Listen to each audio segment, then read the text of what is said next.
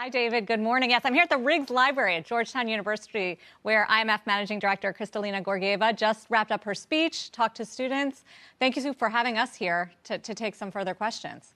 Very happy to do that. Good to see you. So there's a lot of problems in the world, unfortunately, to talk about. You just hinted at the fact that you're likely to downgrade your assessment of the global economy again next week. How close are we at this point to a global recession? What we're seeing is slowing down in all large economies. Eurozone because of Russia cutting gas supplies. China because of COVID restrictions and the property sector. US still holding better, but momentum is slowing down. Why? Because interest rates are starting to compress demand and also to weigh on investments. And in this environment, inevitably the world economy is also slowing down.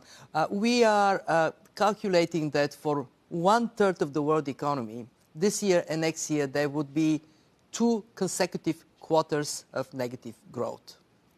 And that the risks of recession have gone up. Would it be possible to avoid it?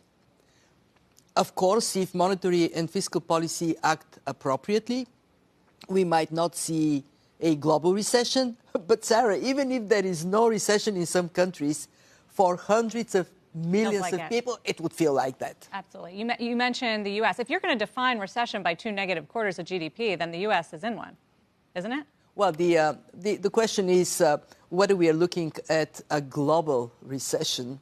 And for that, we want to see growth, or no, we do not want to see, but we may see growth going down to 1%. And then we are in a situation when the world is in deeper trouble. What about the U.S. in particular? How much of a cushion do you think the U.S. has? Because it's been in better shape than the rest of the world. Definitely. When it comes to this interest rate shock that we're dealing with. The U.S. is really remarkably strong when it comes down to labor market. And when the labor market is so well performing and unemployment so low, people feel comfortable to go out and buy things. But you see how mortgage rates are swinging up. That is going to have impact on the housing market, already is having some impact on the housing market. So we would see this slowing down of demand inevitably. But let me say that as clearly as I can.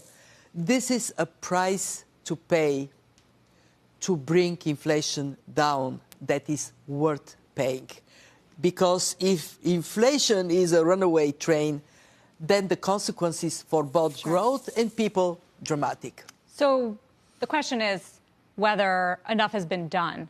If you were Fed Chair Powell, what would you do right now? Carefully watch the numbers, because he has the path he has to walk is very, very narrow. If he doesn't tighten enough, inflation may the anchor. If he tightens too much, there could be recession.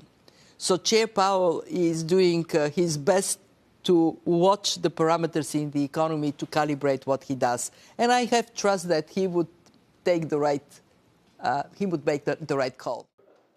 Shepard Smith here. Thanks for watching CNBC on YouTube.